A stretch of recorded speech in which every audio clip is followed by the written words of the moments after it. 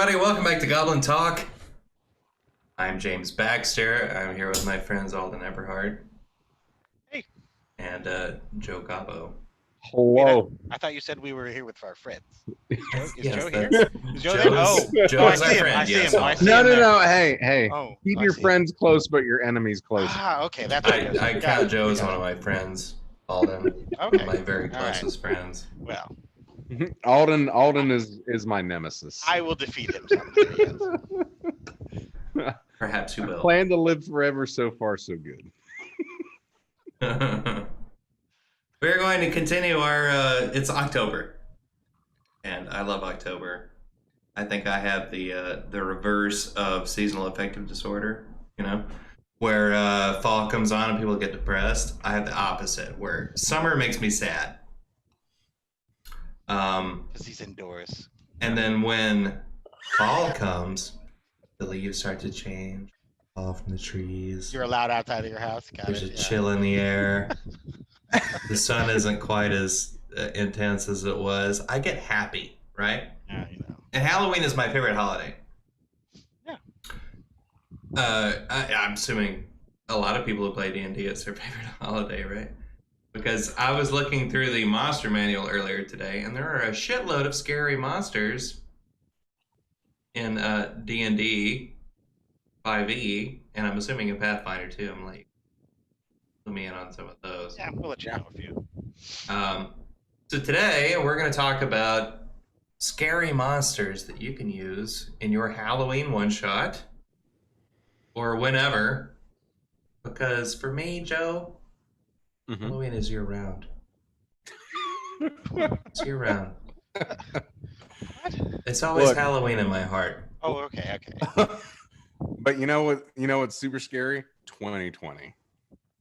Well, this year, yes, and I'm assuming a lot of people are going to be doing D&D when they would have been trick-or-treating otherwise because there's a pandemic on. Notice. So, What? No. yeah. Ooh. I'm planning a one-shot for Halloween. I don't know if you're interested. I Want mean, to join come in? on. Spooky, scary skeletons, Joe? What do you think? Don't tempt me with a good time now. Oh, yeah. Come on, Joe. Also, Bunny from the Hottest Club in Waterdeep is working up a one-shot for the Hottest Club in Waterdeep. So tune into that, Joe. Oh, boy. But I think on Halloween night, we'll do a special Neon Goblin one-shot because what else do you have to do? You can't go trick-or-treating. There's a pandemic on. You can't go trick-or-treating. I think you're going to be unpleasantly surprised at how many people come trick-or-treating. Right? They're gonna give you the coronavirus, Alden. Yes, I'm just saying that you're be prepared to get egged because you ain't handed out candy, man. Well, what I was thinking about doing was taking a bowl, putting it down by the mailbox with And, the like, sign take on one. Then when the teenagers come, they're just gonna dump all of your candy into their it. They bag. come later anyway. It's okay. Yeah, I mean it's fine. fair. It's fair. Yeah, It's fine. it's for the And kids. the not for little kids don't egg your house. That's the teenagers anyhow. Yeah, So I'm yeah. not too worried about that. Well, after the first one gets the loot, the rest are gonna egg your house because you aren't putting down any candy. Yeah. Well, I'll keep an eye out Yeah. if it makes you feel better. All right, good. I'm worried about you. I mean, I'll just come egg your house, just come. You know. Like. Shut up. We were gonna do that. Oh, That was us. It was us, Joe. Oh, It was us. cut the mic. Cut the mic. Cut the mic. Cut the mic. My house is made of brick, Joe.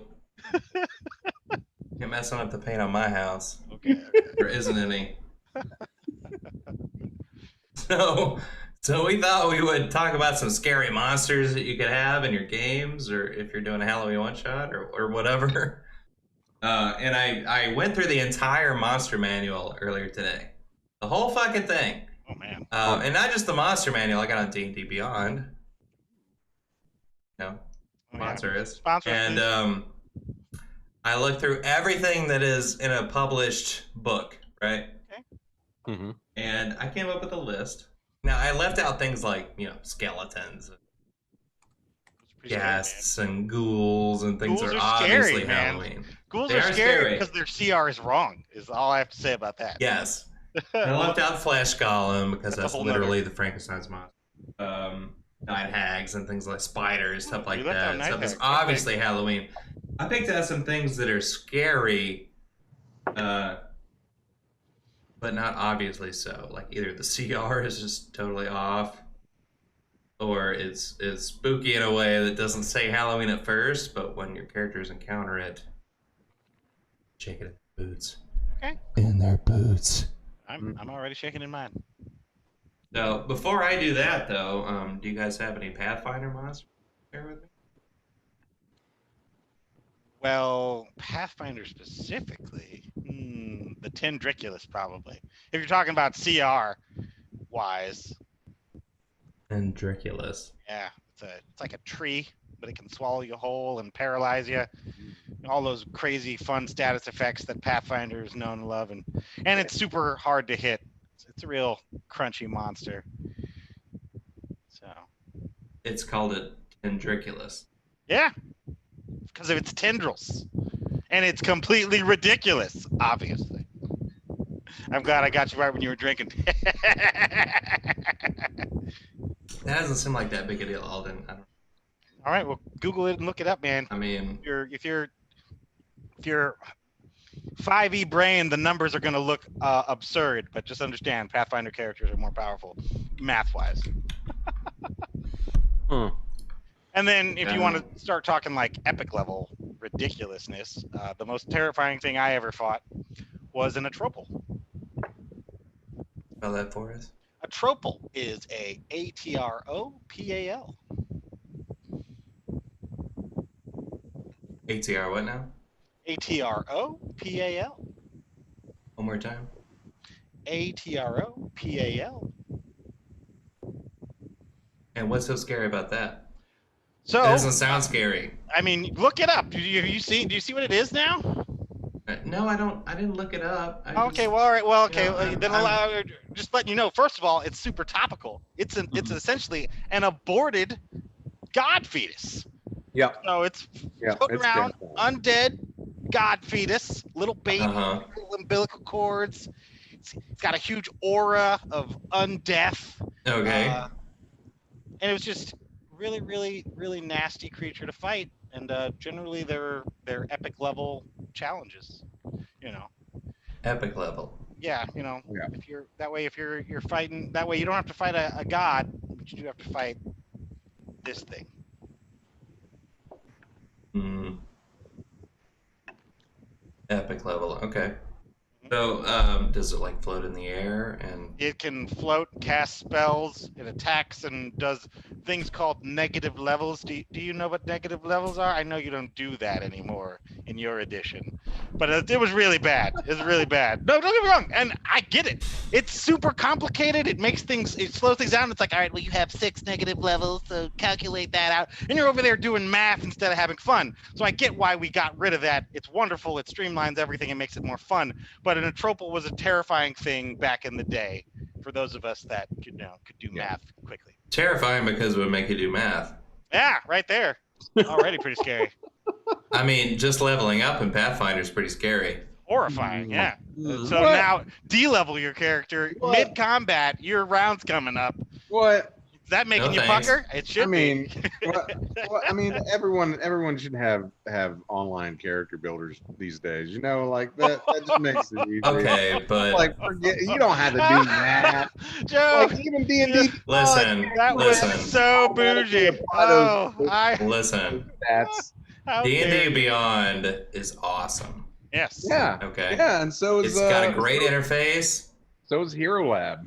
No, Yes. no, Yes. it isn't. Yes. It's wonderful. Hero Lab looks like okay. What year did you graduate high school, Joe? 2003. I graduated in 1997. Do you know the difference? Hmm. In Did you 1997, take a the class? internet was relatively new. Hmm. If we wanted to download pornography, it came in lines. Here, Mm-hmm. here, here. Okay. Yeah. I like this building My anticipation. friend had a Is this the computer. appropriate time to say "Okay, Boomer"? My friend had a computer that was a 386, and that was awesome. He had a 28K modem. And I was like, holy shit, a 28K modem, right? Mhm. I took a computer class in 1996 when I was a junior in high school. And we had to make a web page, right? In HTML, and we made a web page, and we stole images offline and made backgrounds or whatever, and that looks exactly what Hero Lab looks like now. Okay, Oh. Boomer. There's the iPad app, which looks like a Hero character. Lab has what I call a user hostile interface. No. It's just weeding out the Those that are unworthy, yes. yeah, it's not hostile against anyone. Yeah. It's just weeding folks out. And I can say that because Hero Lab's never going to sponsor anybody because they don't have any money because they suck. So, but D&D Beyond Have you is done slick. Hero Lab for Pathfinder 2, which is the web-based version? I played with it a little bit. It's better. It's much It better. is. It is. But it doesn't work for, you know what I mean? Yeah. It's not. It's not reg. It doesn't work Doesn't work for what? for Pathfinder 3.5. Original for first edition. It works for Pathfinder 2. Yeah. And not for 1. Yeah, that's fine. How difficult is it, Joe? Like, it's like they went out of their way to make it as difficult as possible. And I don't want to turn this into a Hero Lab. They went to the web page format so that it could be agnostic to any type of device that you're using, as opposed to like having to make an app for an Android, for iOS. They just went the web-based route, but they didn't. They didn't And that's do what that. D&D Beyond does. Because That's- if I pull it up on my phone, they have a mobile version that's easy to use. Yeah. A web version that's easy to use. Yeah. It's really slick. It works. I click on things, but I can bang out a character in 5 minutes. And that's not because Hero Lab Online too. Welcome to Goblin Talk, where we're talking about the scariest monsters and definitely not user interface. Hey, Joe forced this, okay? This is Joe's fault. It sounds like we have another topic to talk about. Joe's the one who brought up Hero Lab, okay? It's gonna. So, anyways, the Atropal, really It awful. it really pisses me off every time I touch Hero Lab. It really does. If you want to talk about something that 5e's got, I believe the Worm That Walks is still in 5e, isn't it? It's I everywhere. See that when I went through the monster manual earlier. But Oh, maybe. oh man, look it up. It's awful. Worm that walks. Worm Or- That Walks. Ooh, tell me about it, Alden. It's just a horrible, badass caster that's made of a swarm of creepy, crawly worms. And I get sure it's got all sorts of other abilities. I've never fought one. I just know that it looks gross and it's pretty badass. It sounds pretty gross. Yeah. It's like a swarm of worms that come together and form a Yeah. spellcaster? Yeah, I think so. Yeah, that's pretty fucked up. Oh, I was looking through D&D Beyond earlier today, which is a much superior service than many of the other character creation services out there. And one of the ones I came up with is, let me see if I might be able to stick it on the thing here. Oh, no, it didn't work. Gotta get it on Twitch so I can see what the hell you're talking about. The first one I identified as a spooky, scary monster for your D is an adult, or any really, Obleks. Oblexes or oozes. You probably read about all of them because you've been running. I know them. Yeah. Yeah. Because wasn't that made by someone think it from is. Make-A-Wish? Is it?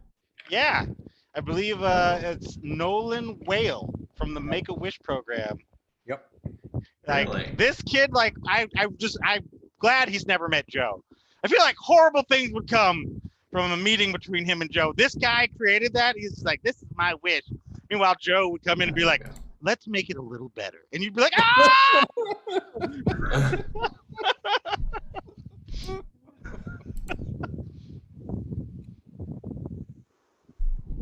I mean, we can always take things a little further. No.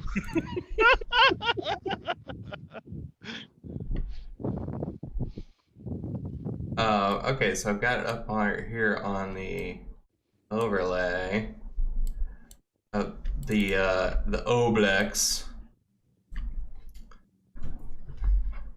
which is, let me read the. By experimenting on the slimes, jellies, and puddings that infest the depths of the Underdark, Mind Flayers created a special breed of ooze, the Oblex, a slime capable of assaulting the minds of other creatures. These pools of jelly stalk prey, searching for the memories they so desperately crave. When Oblexes feed on those thoughts, sometimes killing their victims, they can form weird copies of their prey, which help them to harvest even more victims for their dark masters. This is what makes them really scary. They have a thing called sulfurous impersonation. As a bonus action, the Oblex can extrude a piece of itself that assumes the appearance of one medium or smaller creature whose memories it has stolen. The simulacrum appears, feels, and sounds exactly like the creature it impersonates, though it smells faintly of sulfur. The Oblex can impersonate 1d4 plus 1 different creatures, each one tethered to its body by a strand of slime that can extend up to 120 feet away. For all practical purposes, the simulacrum is the Oblex, meaning that the Oblex occupies its space and the simulacrum's space simultaneously. The slimy tether is immune to damage, but is severed if there is no opening at least 1 inch wide between the Oblex's main body and the simulacrum. So imagine you had a character die, and then they showed up again. Why did you let me die? And they're kind of gross, you know? You run over, give them a big old hug. Boom, grappling with an Obelix. Mm-hmm. It's always a smart idea to give oozes hugs. Always.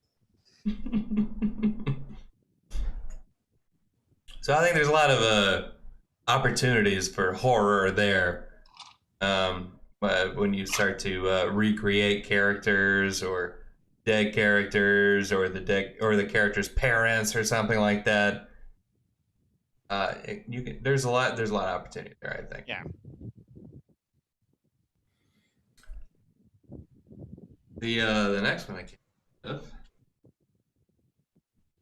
and I almost went with the assassin bug, Oh, well, that's just dignity damage. but Can't discount the dignity damage. one that does a similar type of thing. Okay. And we were talking about horror movies a little bit last time, Alden. Mm-hmm. And you know, there are a lot of different kinds of horror movies, and there's a lot of different genres. One genre that I like is called body horror. Okay. You know, where they fuck around with the body. Like Alien could be called body horror. Okay, there we go. All right. Or there's quite a few movies. Silence of the Lambs. Maybe, yeah. You're gonna make a skin suit of a person. That's kind of The Thing could be called body horror. Where you mess around with limbs or interior pieces, and it really freaks people out, right? So there's a creature called a Slaad, Slaad. Are you familiar with this? We just Anybody? fought one in your campaign, yes. Well, you fought I the didn't king know. of the Slaads, who is Oh. on my list, but I didn't We're know they kinda had gonna- some sort of body horror thing, though. What are you talking about? well, Slaads come from Limbo, which is in the Outer Planes, in the Forgotten Realms. They are created by pure chaos. Okay. They have really wide mouths, and they're like lizard rock people, sort of. And they're really ugly, but that's not the worst thing about them. The worst thing about them is if we look at the red Slaad, which is the lowest CR of any of the Slaads, at a 5, CR 5. Okay. Are you familiar with CR, Joe? CR stands for challenge rating. It gives you an idea of what level of character you should send these monsters up against. Are you doing this for your listeners, or are you just really mansplaining CR to Joe right now? I'm doing it for the listeners. Hold Okay, on. good, good. No, I've never heard of CR before. All two of them. I'm doing it for the listeners. Thanks, guys. Um, Hi, Mom. so CR stands for challenge rating, and it is it's not perfect by any means, but it is a good idea of what level you should be sending these up against as far as your characters go. What's the math? If you have 5 level 1 characters, you can send one CR5 creature against them, right? I thought it was 4. Yeah. Unless 5e is geared towards 5 players, but Like the number of Pathfinder. levels of your characters added to the CR of the creature, and something like that. Yeah. There is a description of that. But the red slod, SLAAD, is a CR5 creature. It has 93 hit points. Okay. And I believe CR is based mostly on hit points. Mostly on hit points. I think they might tweak it a little bit depending on what abilities it has. I'm going to get to that in a little while. But one thing that the red slot does is, if you look underneath actions, it has Claw as an action. It's a melee weapon attack, +6 to hit, reach 5 feet, one target. It does piercing damage. If the target is a humanoid, it must succeed on a DC 14 Constitution saving throw or be infected with the disease. A minuscule slod egg. A humanoid host can carry only one slod egg to term at a time. Over 3 months, the egg moves to the chest cavity, gestates, and forms a slod tadpole. You see why I brought up Alien a minute ago, Alden? This is awful. This is awful. In the 24-hour period before giving birth, the host starts to feel unwell, its speed is halved, and it has disadvantage on attack rolls, ability checks, and saving throws. At birth, the tadpole chews its way through vital organs and out of the host's chest in 1 round, killing the host in the process. You failed 1 Constitution saving throw for that to happen. Yeah. That's pretty scary. I mean, granted, the DC is relatively low. It's only 14. But you roll it. Yeah. I mean, Most characters at that level, you roll under a 10 and you're going to fail. Yeah. And you're dead 3 months later. There's nothing you can do about it if you fail that 1 throw.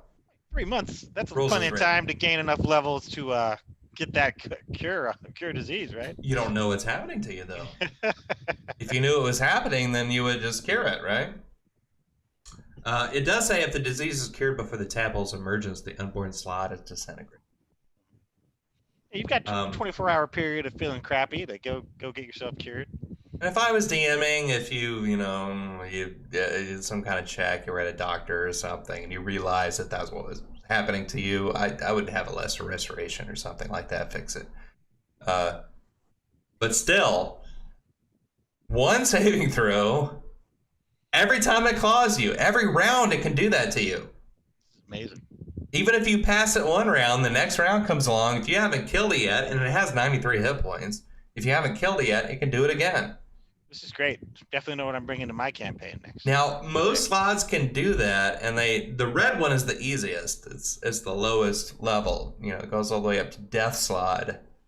Death Slods are like evolved a little bit, right? They can all do this, but at lower levels, the Death Slod or the red slot is probably the one you're going to be facing, and it is gross. It's going to burst out of your chest just like an alien. What do you think of that, Joe? Do you have anything like that in Pathfinder? Yeah, we got We got it. a little bird. We They got got it. little bird creatures that they do it, and it's said your 3-month lameness. I don't remember what the bird creature was, but I remember it would attack you, it would lay it in you, and rounds later. Now these don't kill you; you don't die automatically from the emergence. You do take hit point damage, but now there's 2 of them as one bursts out of your skin, and you're just like, at 1, dignity damage, 2, body horror, 3, I don't like it. Yeah, so I mean, you can see why I decided not to add the assassin bug to this. same. Yeah. Because it does something similar. We might have talked about that last week.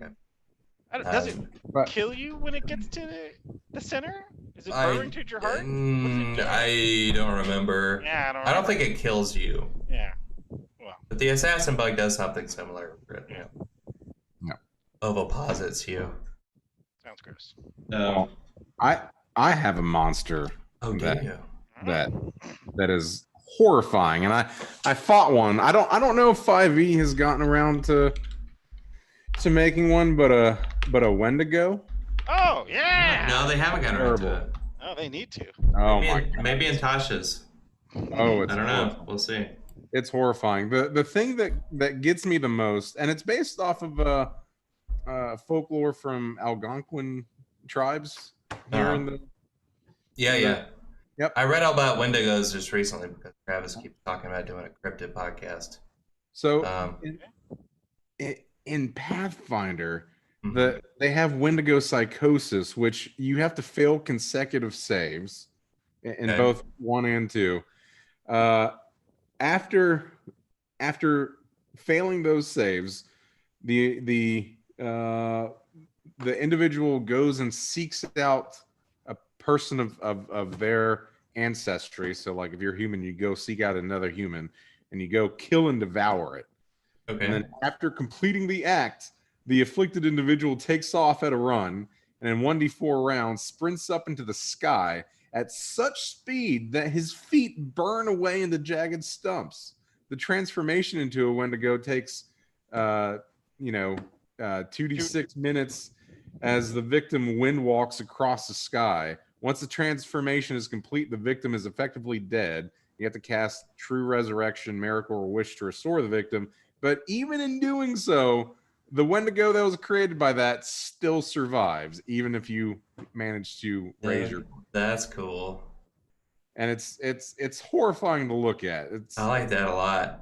a Don't like bestial creature with antlers, really long arms with claws at the end of it, and stumps where feet are, and it just floats and flies over. Oh, it's terrible. It is. I like that a lot. That's cool. The Wendigo is a really cool myth. And Yeah. that's like one of the reasons it's so viscerally terrifying to me is I remember that story from the Scary Stories books. Remember the Scary Stories books? Yeah. I'm like, yeah, Mhm. with that Wendigo story, I bet you I could relate it to you word for word. I remember that shit. That shit stuck with me. I didn't like it. It's scary, man. Horrifying. Mhm. Yeah, it comes from Native American legend, and they come in on the wind. And they're super scary.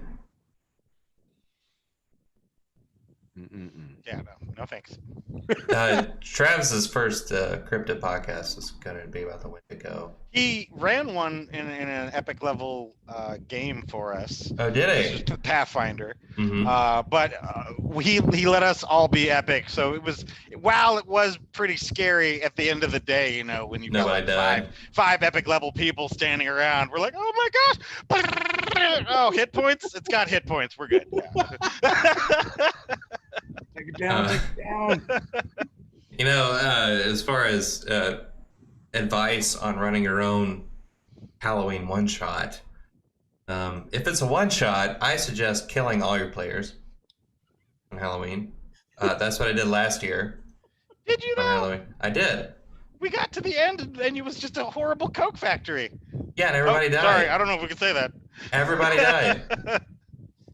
I think capitalism won though, and so that's the real horror.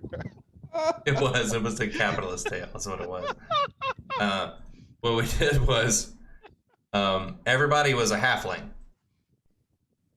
and nobody had a character when they showed up, right? So what we did was we rolled for characters, okay? And we rolled stats at the table to determine what class your character was, right? Because you're all halflings that lived in a village that the river dried up. Yeah. And the crops stopped growing, and the animals got sick, right? And they were blaming a witch. Right? we're gonna go get her. So then they all rolled for stats to see what their class was, right? And they go up the river. There was evil pumpkins and stuff. It was, it was spooky Halloween. Very spooky. And at the end, there was a witch who had re-diverted the river through a water wheel to make soda. I think what I called it was Necrocola.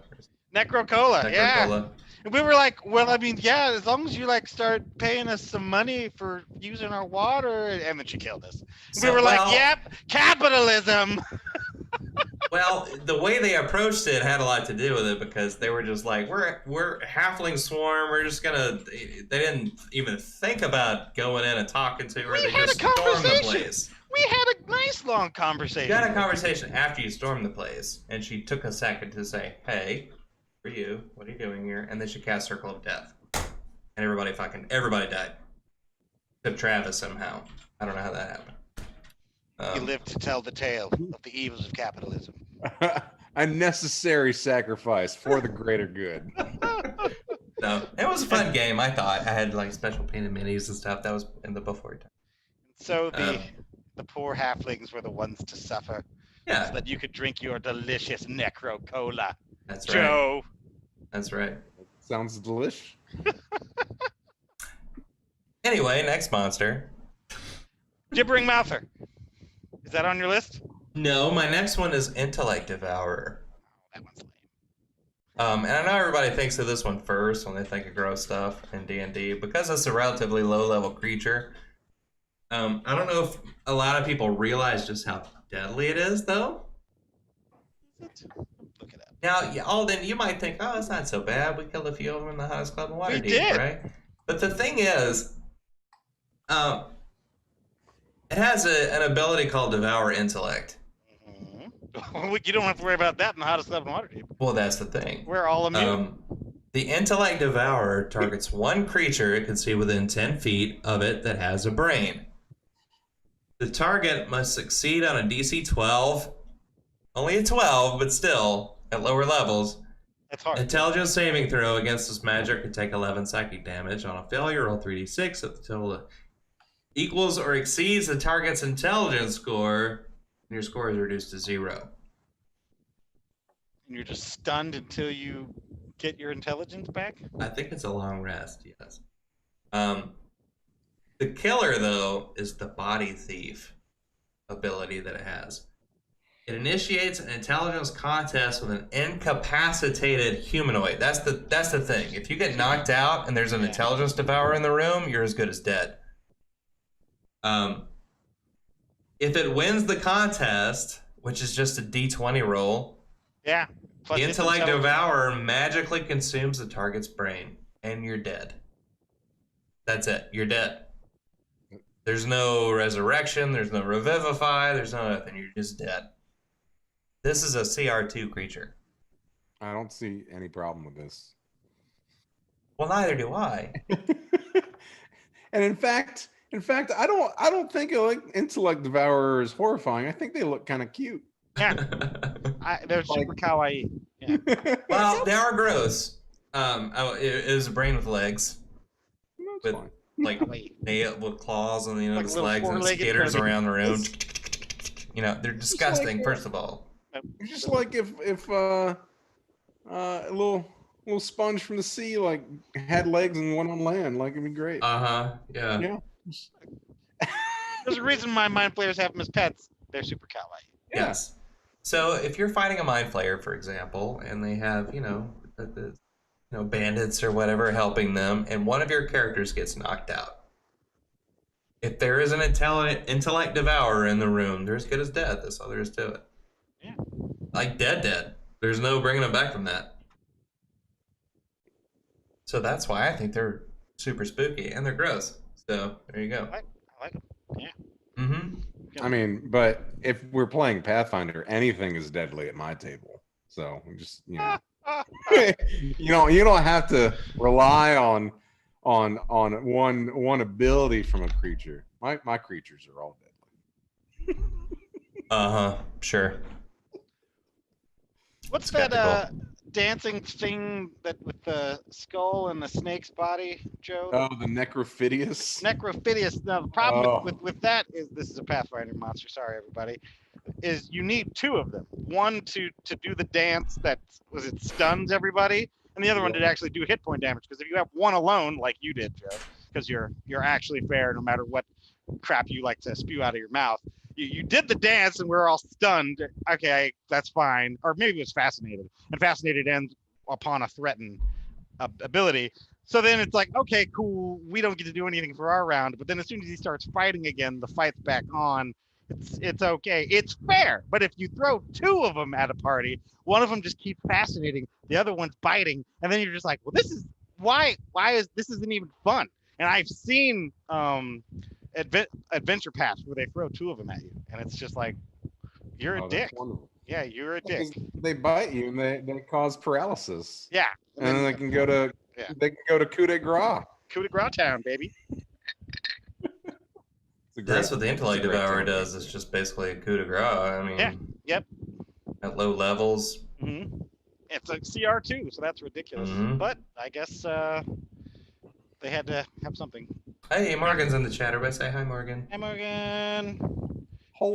Says Sybil Destruction Jackson. Hello. This is the most terrifying monster, and I agree. After having spent a round standing next to her in a free-for-all, it was the worst. There she is. Sybil Destruction Jackson. Mild-mannered when she's working on her homework. But when it comes down to D&D, she's all about pain. So I got one And more I want to bring understanding. up. Okay. It's also a low level. It's only a CR5. Okay, so it's not the gibbering mouther. That's fine. No, it isn't, because that was too obvious, Alden. Okay, is that one too obvious? Shambling Mound, Gibbering Mouther. Shambling Mound isn't scary. It's made of plants. That's silly. All the myriad of skeletons that D&D has. All those things are great to use in your Halloween one-shot, but they're a little obvious, I thought. So I thought we... Okay, so this is one we weren't thinking of. All right, hit me with it. The Roper. Oh, that one's great. Now, here's the thing about the Roper. It can have 6... Well, first of all, it looks like a stalagmite, right? That's the one hanging from this stalagmite. No, mites are on the ground. Tights hang tight to the ceiling. Okay, so it could be either one, I think. And the characters don't perceive it as they walk underneath. It can have up to 6 tendrils at a time. That's not fair. Each tendril can be attacked.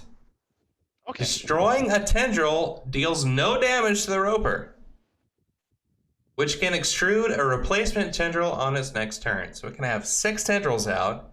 And if you look at its actions, it gets 4 attacks with its tendrils. Uses Reel, and then makes 1 attack with its bite. So, the tendril is a +7 to hit. This is a CR5 monster, okay? +7 to hit. Reach 50 feet. This thing could be 50 feet in the air and still snatch you off the ground. The target is grappled if it hits you. Until the grapple ends, the target is restrained and has disadvantage on strength checks and strength saving throws, and the Roper can't use the same tendril on another target. And then every turn, it can yank you up 25 feet. So if the ceiling is 50 feet tall, right, and you got a Roper up there, it can snag you with a tendril, and in 2 turns, you're in its mouth. Because you're getting disadvantage on strength checks and strength saving throws to break the grapple, which you're probably not going to. With disadvantage. And then it bites you when you get up there, which is 48 plus 4 piercing. Goodness. That's a lot.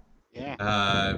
For the level character that's going to be going up against a CR5 creature. Yeah, that's not fair. Yeah. I like And it. it can have 6 tendrils at a time. You can have a party of 6 people. And not all in the same round, but in a couple of rounds, it can have everybody off the ground and getting reeled towards the ceiling to get bitten. This sounds like a lot of fun. If you have 2 Ropers up there, that's the whole party in one round. That's scary. Taking notes, Jeff? Yeah, I mean, Are you gonna I've already I've already DM'd a game with ropers, so I know all about this. This Did is TBK him, Joe? this is TBK him? no, Nah. no. That was There was only one roper, so Okay. not TPK them, unfortunately. I mean, most D&D parties are gonna be 4 to 6 people, right? 4 to 6. One roper, with the right rolls, can have the whole party off the ground, getting real towards the ceiling. Yeah, and then if you don't get out in enough time, you take the fall damage. I mean, once you get reeled up, you can hit it with your, melee Right, but I'm attack. talking about if you're trying to stay away from it, you cut the tendril, you're still like 30 or 40 feet in the air, you fall, take the fall damage, it hits you again, and you're just like, oh, now we're playing yo-yo. I don't like this. You don't even know it's there until it grabs you. Yeah. So that's pretty scary, I think. I like it. I think now all these creatures have been pretty horrifying, but I think the one that we're missing from our list, oh yeah, hit me with it, Joe, is another PC that's been mind controlled by a creature owned by the DM and giving them the license to go against the party. Speaking of Civil Destruction Jackson. That is the most horrifying of them all. That did happen once in our Saltmarsh game on Friday. Yes, it did. You know the situation. So Joe's talking about the game where I just mind controlled the rogue and told them to kill Joe. Joe was a paladin, and then I left him to be as creative or as unimaginative as possible. I'm running a Baylor and a high level wizard, so I was just like, but then Joe, because the rogue's tearing him up because he's a well built rogue, goes invisible, and the rogue's like, so I can't see Joe. I'm like, that's right. And he's flying. I was like, that's right. So yeah, you pretty much can't find him. And I was expecting you to skip his turn. And he's like, well, if I take this item and I break it, doesn't it explode and wouldn't it kill Joe and everyone else? And I was like, well, yes, but I mean, you don't have to do that. And he's just like, that's what I did. And I was like, what have I done? What have I done? Yeah. He didn't succeed though. He didn't succeed. We stopped. But it was a pretty tense. I think amazing. 2 rounds. Yeah. Like, God. Well, that is scary. That's a good point to mind control a character and have him and then have him role play too well. Yeah. He was just like, oh, I'm gonna kill Joe. I'm definitely gonna do this. I'm gonna kill that son of a bitch. Yeah. Well, we did have a case where a barbarian got mind controlled and cut the hostage in half. It's fine. It happens. It was dramatic. It never happens. There's blood everywhere. You don't know what you're talking about. Civil can do but that is scary too. I think in a few days I have a lot more monsters in the D&D book that are scary, spooky. You didn't even talk about shadows, man. Yeah, shadows. Spooky in 5e. Shadows that help. Now I get they're Those obvious. are a little obvious. So they're obvious. I have a list of obvious things, and I have a list of non-obvious things. That's so maybe in a few days we'll do this again. We'll talk about some more monsters that you can use in a Halloween one-shot or elsewhere. I've completely stayed out of Icewind Dale, because I'm trying not to get spoiled. So if I was scrolling through the monster manual and I saw Icewind Dale as the source, I was like, nope. Tell me what a frost maiden is, James. I don't know. I can't tell you. What is it? Yeah, I don't know. I'm super curious. It's a something. Yeah, I'm scared. So hopefully there's only one. I don't know. As long as it doesn't look like a Wendigo, I'm cool. There probably are Wendigos in there. I know, right? Then I'm gonna be really upset. There probably are. And one of the things I was looking at was the source. I think everything I brought up tonight was in the regular monster manual. But next time we do it, I can bring some stuff up that's in some of the other books. Some of them splat books. You get to borrow a Pathfinder term. Don't really call it that in D&D, but I like the term. What do they call it? Use the D&D term. They're just books. Okay, well there you go. Yeah, splat books. Splat books. Well, they don't print them on the cheap, paper, like the paperback, Like just to print something, they don't do that. They they publish it. So it's like an actual. You snob. You Do snob. do you really get the actual like who gets physical books anymore? I get it What- depends. I what buy does- them both typically. I'll get the digital version and I'll get the I've got both, the Joe. published version. I just stick to the digital version because Yeah. anyway, another topic I for do another. both. Yeah. Well, it depends. Like Theros, I didn't get the physical version. It depends on the book. Or Out of the Abyss. I find it because of the different types of monsters that are being run. I like to have a few up on digital, but I got that physical book so I can just look down at the other stat blocks. And then, even though you've got 8 different type of monsters in the room, it's all good. You're like, all right, these 4 are being run out of the book. These 4 are up on my screens. Go.